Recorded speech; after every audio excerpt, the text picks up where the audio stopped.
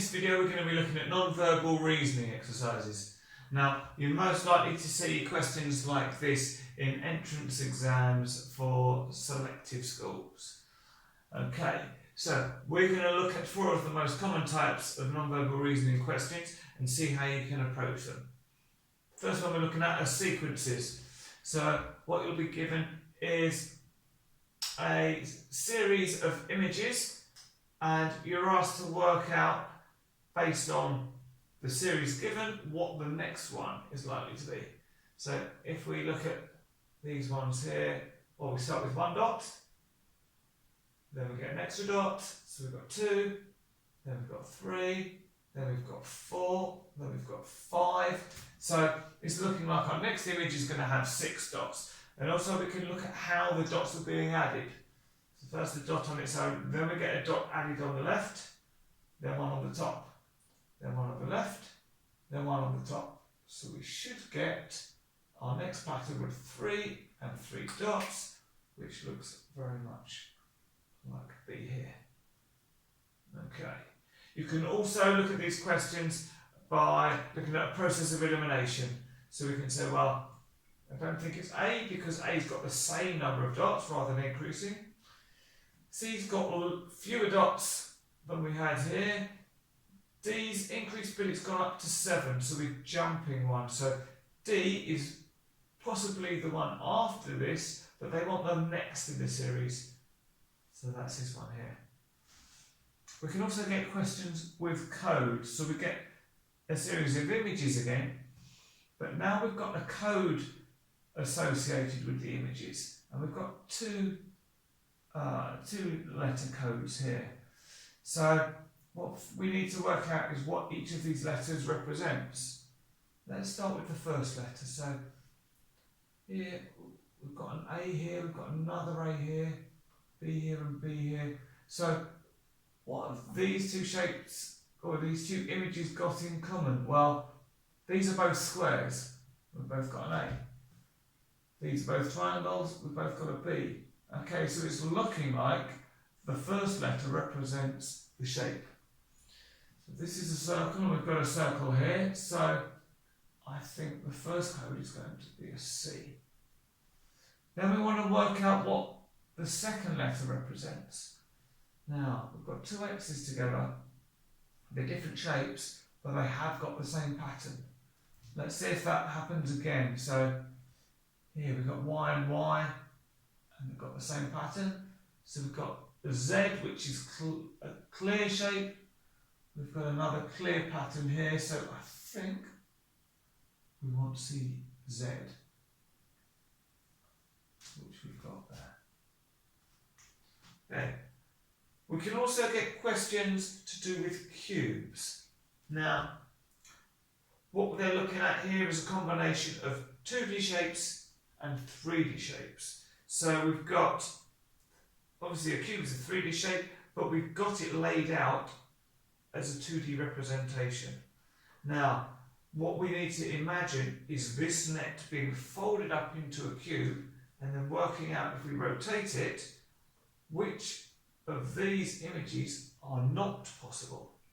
Now, you wouldn't be able to do this in an exam, but what I'm going to do to help is to actually create one of these nets. So, here is a net I drew out earlier, and I'm going to copy this pattern onto my net. Now what I need to do with this is to cut it out. So here is my cut out net. I've made sure that all of my shapes are exactly the same as on here. Now I'm going to fold this into a cube.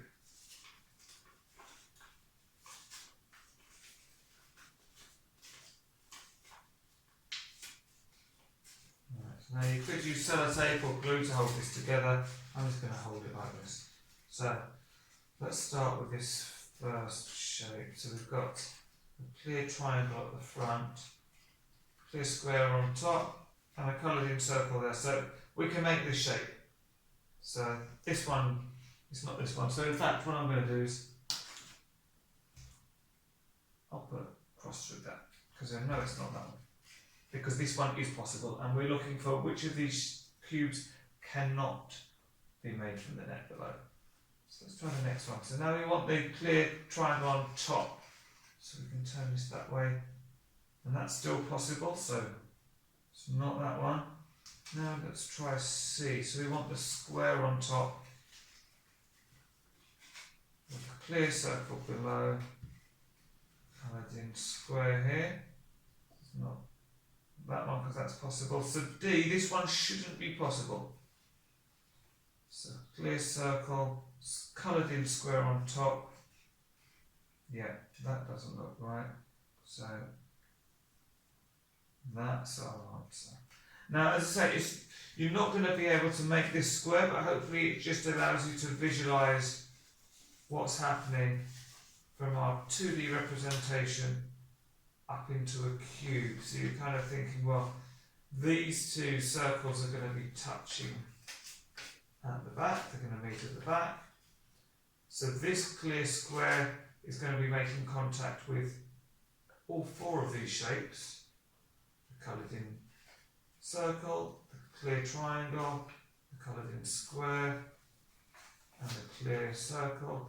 And this triangle at the bottom, the coloured in one, is going to be making contact with the clear triangle, the circle, coloured in, the clear circle, and also the coloured in square. Okay. Now we're going to have a look at analogies.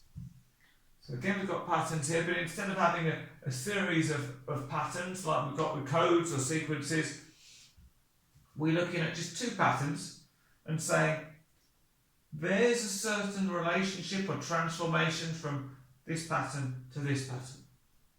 If you apply that same relationship to this pattern, what are you going to get?